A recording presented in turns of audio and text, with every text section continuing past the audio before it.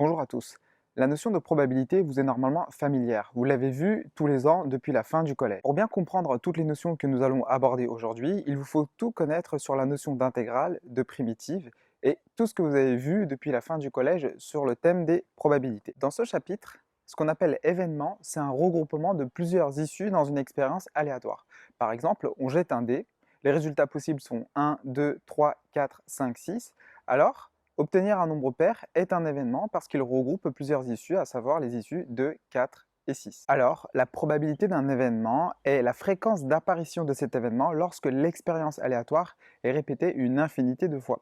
Pour bien comprendre cette notion, nous allons faire une petite simulation sur AlgoBox. Nous allons jeter un dé virtuel un certain nombre de fois et évaluer la fréquence d'apparition du résultat 6. Regardez ici, nous avons un algorithme. On va demander d'abord le nombre de fois qu'on veut jeter le dé. Et puis, on va compter à travers la variable s le nombre de 6 qu'on va obtenir. Et bien sûr, on va répéter le lancer de dé n fois. C'est l'objet de la ligne pour i allant de 1 à n. Regardez bien ici. Si jamais le résultat du nombre qu'on aura choisi de manière aléatoire entre 1 et 6 est égal à 6, alors s va prendre la valeur s plus 1, c'est-à-dire qu'on va incrémenter, c'est-à-dire augmenter la valeur de s de 1 à chaque fois que le dé va tomber sur 6. Et à la fin, une fois qu'on aura répété le lancer de dé n fois et puis qu'on aura quantifié le nombre de 6 qu'on a obtenu, on va tout simplement faire le calcul s divisé par n pour obtenir la fréquence de 6. Maintenant, je vais lancer le dé. Et on me demande combien de fois je veux jeter le dé. Et donc, je vais lui dire 10, par exemple. Regardez, donc ici, la fréquence de 6 qu'on a obtenue lors des 10 lancers de dés est de 0,3. Maintenant, je vais relancer le dé 10 fois et vous allez voir, on va certainement pas obtenir la même fréquence parce que c'est bien le hasard qui règne ici.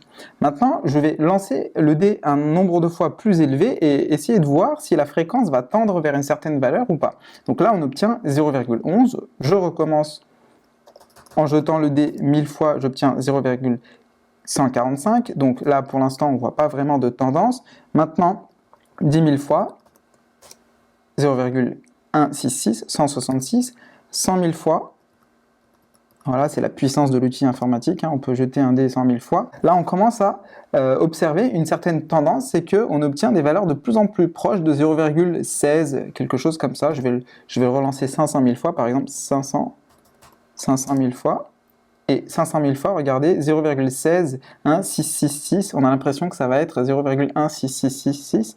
Donc maintenant, vous pouvez faire le calcul. Vous pouvez faire le calcul 1 sixième, 1 étant le nombre de fois qu'on obtient 6 sur un dé à 6 faces, et puis 6 étant le nombre total de possibilités. Et on obtiendrait bien une valeur très proche de celle qu'on vient d'obtenir ici. Vous avez vu, c'est assez cohérent avec notre intuition qui nous dit que la probabilité d'obtenir 6 est égale à 1 sixième, c'est-à-dire 0,166666.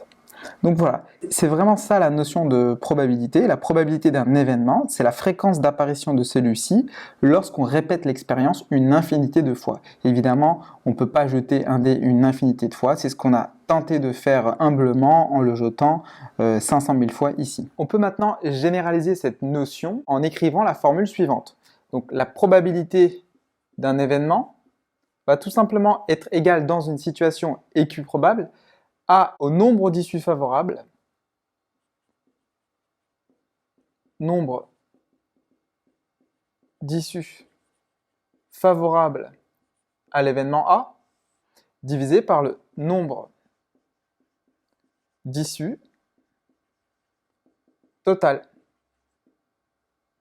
Par exemple, dans le cadre du lancer de dés, lorsqu'on jette le dé une fois, parmi tous les résultats qu'on peut obtenir, il y a une seule fois le résultat 6 qui apparaît, donc la probabilité d'obtenir 6 est égale à 1 divisé par le nombre total d'issues qui est 6. Donc par exemple, au lancer de dés, la probabilité d'obtenir 6 est égale à 1, une issue favorable à obtenir 6, divisé par le nombre d'issues total. Dans un dé, il y a 6 résultats possibles, donc c'est 1 divisé par 6. Par exemple, la probabilité d'obtenir un nombre pair, donc ça j'appelle ça P1, ici ça va être P2, la probabilité d'obtenir un nombre pair va être égale, il y a combien de nombres pairs lorsqu'on jette un dé, les résultats possibles sont 1, 2, 3, 4, 5, 6, il y a 3 nombres pairs, à savoir 2, 4 et 6, donc il y a 3 issues favorables à obtenir 6, et le nombre total d'issues étant égal à 6, donc la probabilité d'obtenir un nombre pair est égale à 3 sixièmes, c'est-à-dire 1 demi, une chance sur 2 pour obtenir un nombre pair au lancer de dés. Modifions légèrement notre expérience de départ. Maintenant, on va prendre un segment. Donc voici un segment que je vais graduer de 1 jusqu'à 6. Donc 1, ici on va mettre 2, 3, 4, 5 et 6. On va imaginer un archer qui va tirer une flèche sur ce segment et on va considérer qu'il est obligatoire que la flèche atteigne le segment entre 1 et 6. C'est-à-dire que l'archer est tellement fort qu'il ne peut pas viser en dehors de ce segment. Donc on va se mettre dans ce contexte bien particulier. Alors l'archer peut atteindre n'importe quel nombre réel entre 1 et 6. Il peut par exemple atteindre pi, qui serait quelque part par là, ou bien racine de 2, quelque part par là. Donc n'importe quel nombre réel compris entre 1 et 6 est maintenant atteignable. Alors dans ce contexte-là, comment on va calculer les probabilités? C'est à cette question qu'on va tenter de répondre dès maintenant. Alors maintenant, on va imaginer que l'archer tire un très grand nombre de flèches et puis on va essayer d'observer ce qui va se passer à travers le logiciel Excel. Nous voici maintenant sur Excel. Je vais demander à Excel de générer 1000 nombres réels aléatoires compris entre 1 et 6. Donc voici comment on le fait. On va ici, on appuie égal surtout pour faire comprendre à Excel qu'il s'agit d'une formule. On écrit aléa, entre parenthèses, fois 5 plus 1. Hop, là, on génère un nombre, vous avez vu, aléatoire, réel, compris entre 1 et 6. Maintenant, je vais répéter cette opération 1000 fois, donc je vais descendre jusqu'à 1000.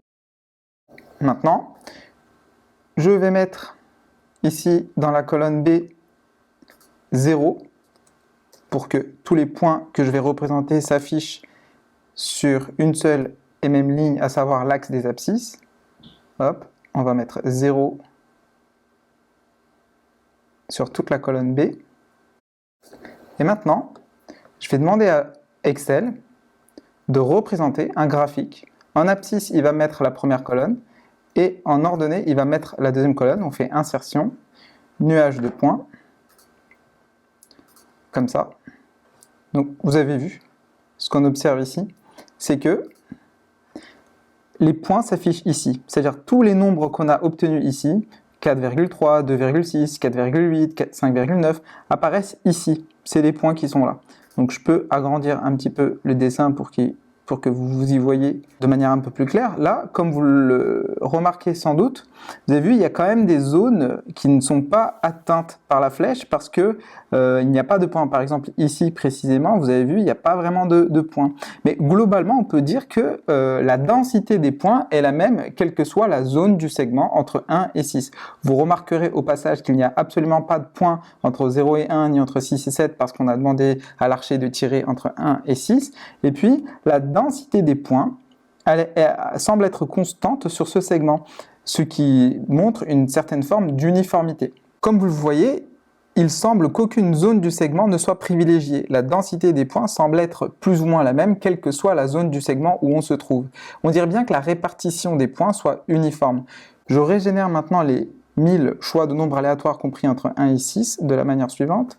F9, vous avez vu, ici vous observez que les points bougent, mais globalement la densité est bien constante sur le segment 1,6, quelle que soit la zone que l'on observe, que ce soit entre 1 et 2, ou bien entre 2 et 3, ou bien entre 3 et 4, etc., etc. Dans cette nouvelle expérience que nous venons de concevoir, on va se poser la question suivante. Comment calculer les probabilités dans ce contexte? Pour bien le comprendre, on va revenir à la notion de probabilité dans le cadre d'un dé. Alors, dans le cadre d'un dé, la probabilité d'obtenir le résultat 6 était égale à 1/6. Et ici, dans notre cas, la probabilité, par exemple, d'obtenir 6 dans le cadre du segment. Donc là, ici, c'était dans le cadre du dé. Et dans le cadre du segment, on va se poser la question de quelle va être la probabilité d'obtenir 6. Alors, vous comprenez bien que 6, il y a une seule issue favorable à obtenir 6. Et au total, il y a une infinité de valeurs possibles entre 1 et 6, ça vous le savez. Il y a une infinité de points sur un segment. On peut diviser le segment 1, 6 en une infinité de morceaux.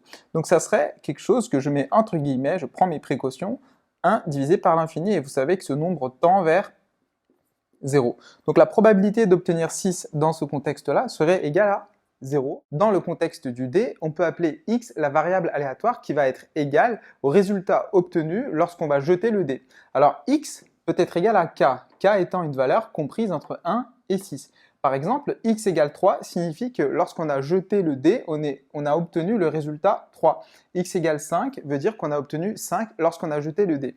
Ce tableau est en réalité une loi de probabilité, c'est-à-dire qu'il donne la probabilité de l'événement x égale k. Par exemple, la probabilité de l'événement x égale 2 est égale à 1 sixième. La probabilité de l'événement x égale 1 est égale à 1 sixième également. Donc vous avez vu, la probabilité d'obtenir n'importe quel nombre compris entre 1 et 6, nombre entier compris entre 1 et 6, est constante. C'est toujours 1 sixième, 1 sixième, 1 sixième, 1 sixième, 1 sixième, 1 sixième. Une constante donc. Un peu comme avec notre segment où n'importe quelle valeur avait autant de chances d'être choisie avec l'archer lorsqu'il jette la flèche sur le segment. Alors dans ce contexte, il est très facile de calculer la probabilité que x soit compris entre 2 et 4. Comment? Regardez, comment on peut l'écrire déjà? Donc la probabilité que x soit compris entre 2 et 4, donc quelle est la probabilité que la variable aléatoire x soit comprise entre 2 et 4, 2 et 4 étant inclus? Alors on peut faire la probabilité de x égale 2, plus la probabilité de x égale 3, plus la probabilité de x égale 4. Ce qui peut se noter sous la forme de la notation d'une somme, la somme de i égale 2 à 4 de p de x égale i. Donc ça, c'est bien égal à ça. Alors, c'est 1 sixième plus 1 sixième plus 1 sixième, ce qui fait 3 sixièmes. Donc 3 sixièmes qui est égal à 1 demi. Maintenant, si on revient à notre histoire de segment sur lequel l'archer jette une flèche, comment pourrait-on calculer cette même probabilité? Donc je vous rappelle le segment, qui est gradué de 1 à 6 et qui contient des nombres réels. On va prendre le 2 ici, le 4 ici, et on va se poser la question, quelle est la probabilité de choisir un nombre compris entre 2 et 4. Exactement comme ici, nous allons faire une somme ici également, sauf que x ici, la variable aléatoire x, peut prendre toutes les valeurs réelles comprises entre 2 et 4, et la variable aléatoire x évolue de manière continue, c'est-à-dire qu'elle atteint toutes les valeurs de 2 à 4.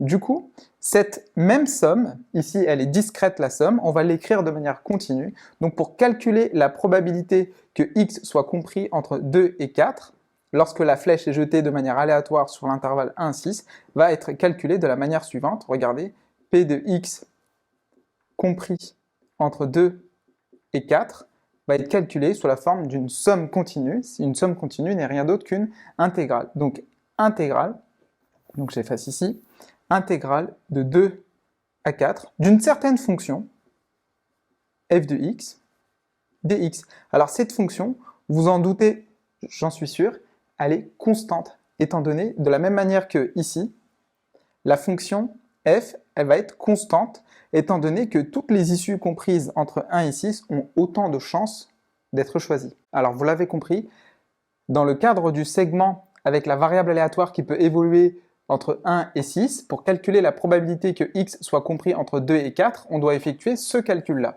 Le problème, c'est que nous ne connaissons pas l'expression de la fonction f. Du coup, il va être difficile de calculer cette intégrale.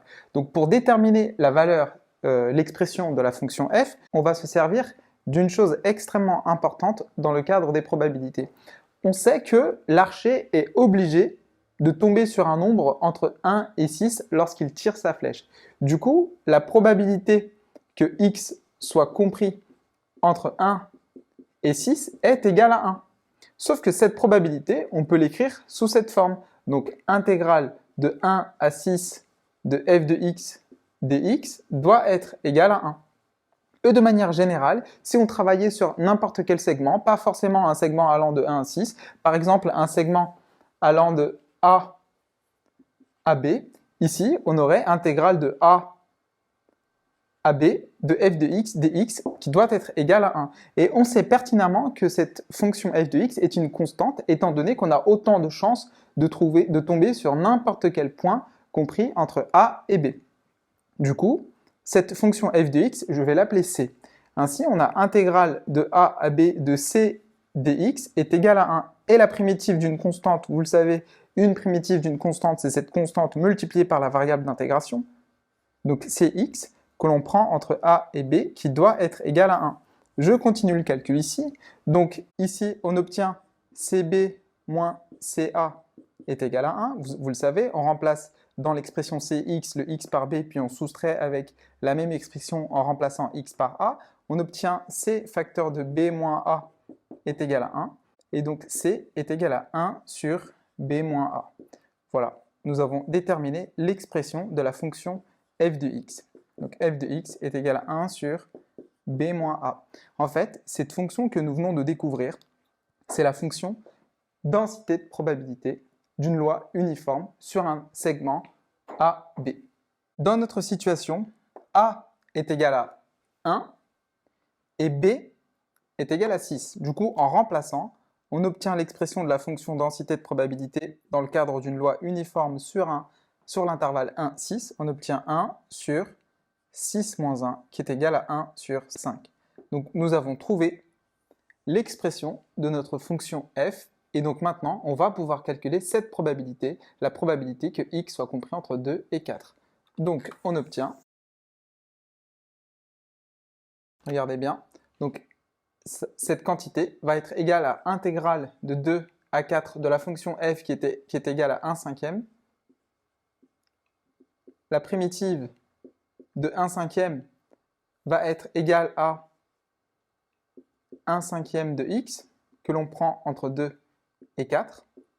Et donc, ça fait 1 cinquième fois 4, moins 1 cinquième fois 2, ce qui fait, si on rassemble ces deux fractions, ça fait 4 moins 2 sur 5, c'est-à-dire 6 moins 1. Alors ça, on peut observer ce qui va se passer. La probabilité que x soit compris entre 2 et 4 est égale à 4 moins 2, c'est-à-dire l'écart entre 2 et 4, divisé par l'écart entre 1 et 6. En effectuant le calcul, on obtient 4 moins 2, ça fait 2, 6 moins 1, ça fait 5. Donc le résultat est donc 2 cinquièmes, c'est-à-dire 0,4. Ainsi, on peut dire que lorsqu'on jette une flèche de manière complètement aléatoire entre 1 et 6, la probabilité que cette flèche atteigne une valeur comprise entre 2 et 4 est égale à 0,4. On peut maintenant généraliser ce qu'on vient d'obtenir.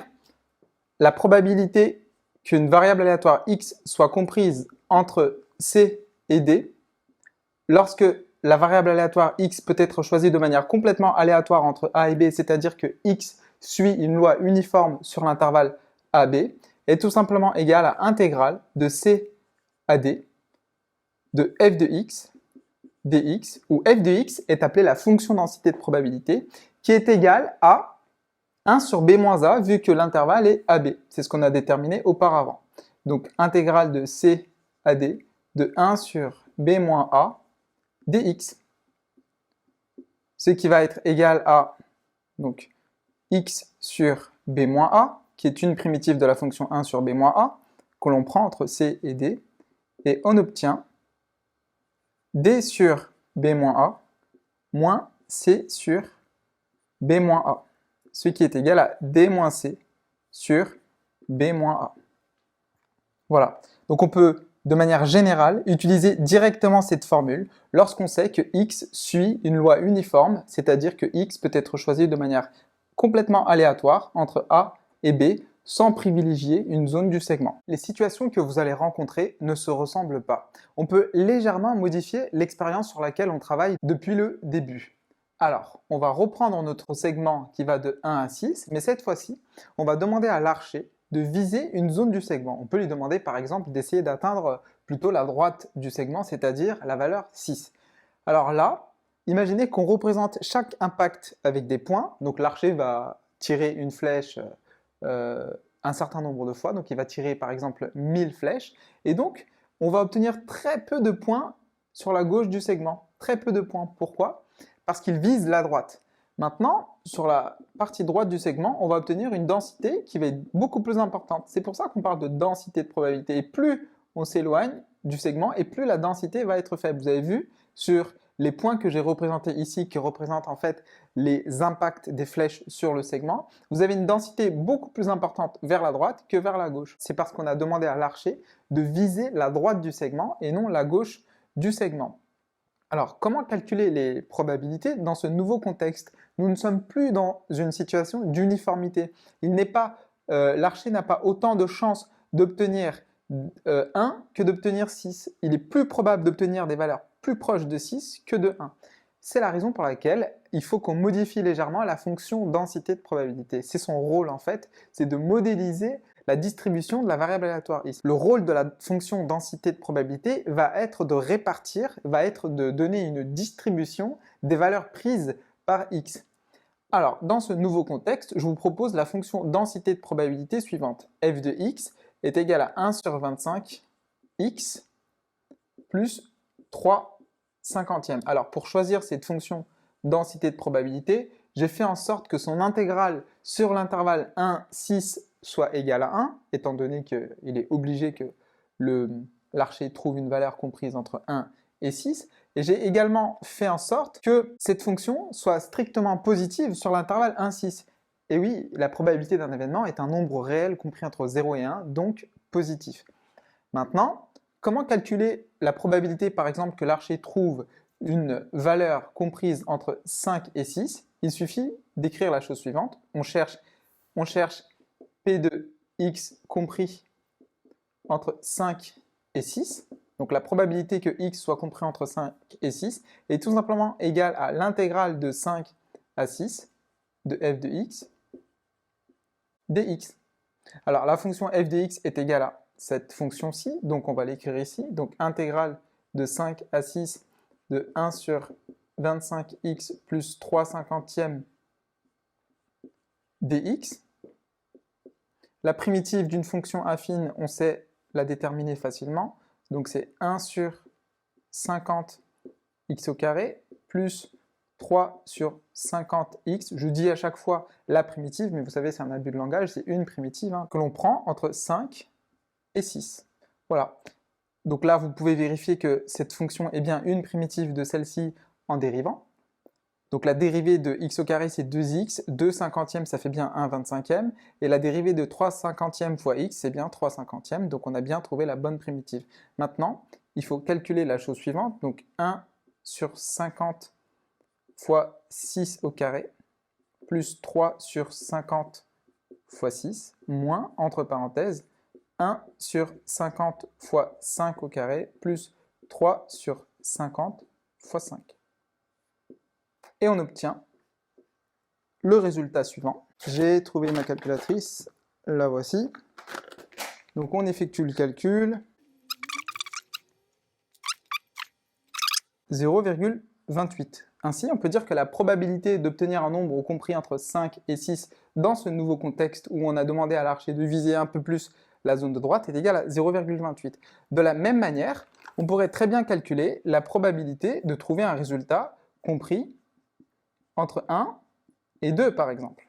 La probabilité de trouver un résultat compris entre 1 et 2 va être égale à, je vous épargne les calculs, je vous mets directement la réponse,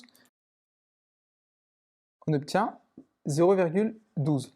Comme vous le voyez, 0,12 est plus petit que 0,28. C'est quelque chose qui est normal parce qu'il est plus probable de trouver un nombre compris entre 5 et 6 que de trouver un nombre compris entre 1 et 2 parce qu'on a demandé à l'archer de viser la droite du segment, c'est-à-dire le nombre 6. Voilà, j'espère que vous avez compris. Alors, qu'en est-il de la probabilité d'obtenir exactement 3, par exemple? La probabilité d'obtenir exactement 3. Alors, la probabilité d'obtenir exactement 3, on peut la calculer en utilisant la même méthode. Donc, on peut calculer l'intégrale. Je dois aller de 3 à 3, donc intégrale de 3 à 3 de la fonction f de x dx. Inutile de faire des calculs, vous savez que ça fait 0. Alors, comment on peut l'interpréter, ce résultat? La probabilité que x égale 3 est égale à 0. Il y a tellement une infinité de possibilités entre 1 et 6 que la probabilité qu'il tombe effectivement sur 3 tend vers 0, se rapproche de 0. Petite précision et pas des moindres, la fonction densité de probabilité, donc celle qui va nous renseigner sur la distribution de la variable aléatoire x, la fonction densité de probabilité doit être positive. Elle doit également être continue, sinon on ne pourrait pas calculer d'intégrale, et il faut également que l'intégrale de la fonction densité de probabilité sur l'intervalle sur lequel est définie la variable aléatoire soit égale à 1. On a posé les bases des lois à densité de probabilité. En fait, on est passé du monde discret au monde continu. Dans le monde discret, c'est le monde dans lequel la variable aléatoire peut prendre des valeurs bien spécifiques, hein. On passe de valeur en valeur en effectuant des sauts, en ne passant pas par toutes les valeurs possibles et imaginables dans R. Donc, dans le monde discret, l'univers d'une expérience aléatoire est noté oméga. Dans le monde continu, c'est un intervalle i inclus dans R ou qui peut être égal à R. C'est-à-dire que A et B peuvent être égales à moins l'infini ou à plus l'infini. Dans le monde discret, la somme des probabilités de toutes les issues est égale à 1. Dans le monde continu, c'est toujours pareil, la somme des probabilités de toutes les issues est égale à 1. L'espérance se calcule ainsi. Donc la somme de PI fois XI, c'est-à-dire les probabilités multipliées par les valeurs de la variable aléatoire en effectuant la somme. Et ici, l'espérance se calcule de la manière suivante, intégrale de A à B de t fois f de t dt. Alors, quelque chose de très important, ce qui revient ici, le f de t, c'est ce qu'on appelle la fonction densité de probabilité. C'est elle qui va déterminer quelles sont les zones qui sont plus probables ou moins probables. Si elle est constante, toutes les zones de l'intervalle i ont autant de chances d'être choisies dans l'expérience aléatoire, et en fonction de l'observation de la courbe de la fonction f, on peut arriver à s'imaginer quelles sont les valeurs qui vont être plus probables que d'autres, quelles sont les valeurs de x qui vont être plus souvent choisies que d'autres. Il faut évidemment noter et retenir que la fonction densité de probabilité est positive, continue, et que l'intégrale de a à b, c'est-à-dire sur l'intervalle où est définie la variable aléatoire x continue, l'intégrale de a à b de f de t dt est égale à 1. Alors ce chapitre va ouvrir sur deux autres chapitres, c'est-à-dire qu'on va s'intéresser à des catégories particulières de fonctions densité, à savoir la loi exponentielle et la loi uniforme, qui sont des modèles qui reviennent un peu souvent dans les probabilités continues. Bien voilà, j'espère que vous avez compris. N'hésitez pas à poser des questions dans l'espace de commentaires s'il subsiste des zones d'ombre. Et puis, moi je vous dis à bientôt pour la loi exponentielle.